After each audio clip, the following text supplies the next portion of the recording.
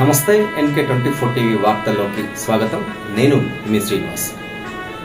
August 15, 1947 British సామ్రాజ్యవాదం నుండి భారతదేశం సొంత ఊపిరి పీల్చుకొని స్వతంత్రాన్ని సాధించుకున్న రోజు.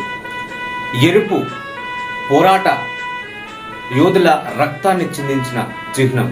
తెలుపు భారతదేశ శాంతికి సంకేతనంగా తెలిపినటువంటి చిహ్నం. పచ్చదనం భారతదేశ పాడి పంటల సంస్కృతిని సూచించే చిహ్నం. మధ్యలో అశోక చక్రం నీలి రంగుతో ఉంటుంది. ఇది జ్ఞానాన్ని సూచిస్తుంది.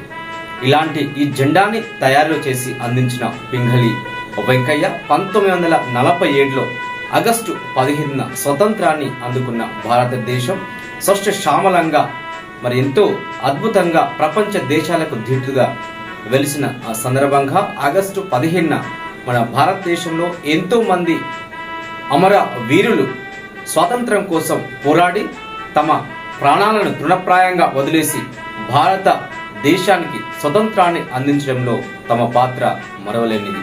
అవునా, భారతదేశానికి స్వాతంత్రం వచ్చిన రోజు ఆగస్టు 15న NK24 టీవీ యాజమాన్యం తరపున యావత్ భారతదేశ ప్రజలకు స్వాతంత్ర దినోత్సవ శుభాకాంక్షలు.